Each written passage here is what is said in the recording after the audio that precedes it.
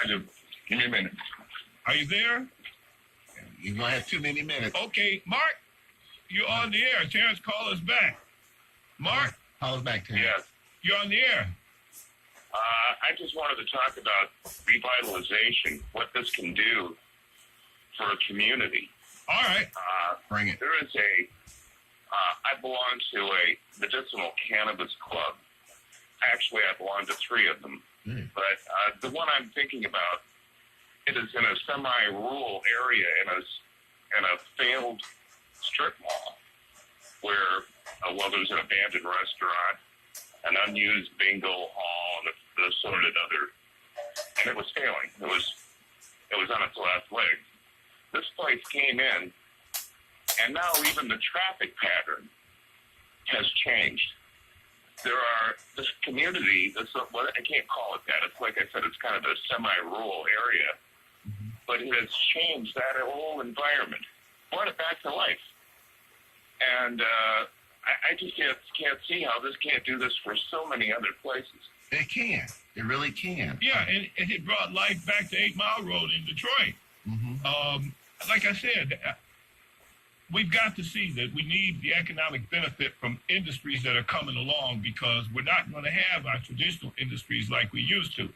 And what we ought to really be pushing, you got to read to succeed. If we could get people, especially in the political discourse, to accept that as our number one mantra, no matter how we feel, and then encourage folks to get into reading, we would improve the conditions of all of the community, and it would help improve all of the workforce. People would want to clamor to come here. Part of the reason business always wanted to come to Detroit was that we had good, trained people who could work and knew how to work with hot steel. So they wanted to be here because we wanted to work. We got to get back to that attitude. We got to make sure that we can read now, because you can't get by with just your back no more. You got to read to succeed. And to get what you need, you got to read. That's what I tell people all the time. If we can get that as our mantra, then we can do all the other things.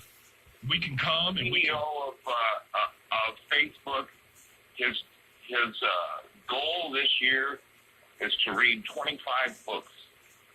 And Mark Zuckerberg is one of the richest people on earth. All right? That was his goal, was reading. So I'm in full agreement. But I wanted to mention one more thing about drug testing. Drug testing, if you usually contract with a lab and that does this for your company, well, if you have the slightest hiccup in your business, the first contract you're going to drop is the drug test. Yay! And not only that, it only catches one thing. It only catches marijuana. Ooh. Any other drug, including the worst of all, alcohol, can go completely under the radar. Heroin vanishes from the system within a matter of a day. With virtually every other drug is the same thing. Only marijuana metabolizes in your system long enough for you to be detected. And so that's going to be, but it will still be held as a threat over you. Well, we're going to test you the last of the month. The last day of the month, we're going to test you. And then the last day of the month comes, and there's no test. But you're not going to run to your employer and say, hey, well, where's that drug test, you know? So it kind of goes by the wayside, and that hangs over the worker, that this is going to happen. Intimidation, brother. Yeah, and we again, intimidation. That's part of what we got to say to these people that are running for Congress and the state legislature and in places where we have bodies that can make a difference. We got to say to them, hey, y'all, you know, what's your position? Are you willing to introduce a bill that would do away with the scheduling of the drug on the register for narcotic drugs that we have? Are you willing to introduce a bill that would prohibit, especially at the congressional level, prohibit the use of marijuana screening tests in states where it's legal? Just on and on. We need legislation that would help make this clear. Y'all need to ask these Congress people of both political parties what's their stance on getting it out of the system. Controlled Substances Act, right? Yes, that's it. The Controlled Substances Act. Well, I really think right now the most dangerous drug is already freely available to you. Yeah, I mean, it's the not- most abused. You're right. Alcohol is a killer. Yes, it And is. talk about the destruction of lives and the opiate crisis. Apparently, marijuana is able to alleviate your craving for opiate, for Yeah. synthetic opiate. Exactly. Thanks for calling, Mark. Mark, you on the air? Mark is gone now. Mark is gone. Yeah. Okay. He brought up some great points about just the fallacy and the lies and the falsification of data about this one drug where it could produce over 25,000 products if you use the mail plant. So Oh, I know. jobs we need if we only free the weed, you know? Well, and we call us if you want to make a statement regarding where we are. I'm George Cushing-Berry. This is the Superstation, 9:10 a.m. We hope y'all are enjoying this show. We'll be coming on here daily from 6 to 7, starting next Thursday. You listen to us. Mm-hmm. Call me in. Phone number is 313-778-7600, 313-778-7600.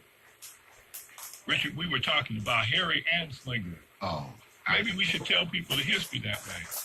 Oh yeah, basically he used marijuana to attack minority blacks and Mexicans, and working with the industry. And he helped create the first laws against Right. medical marijuana, even though there was no science to back any of it.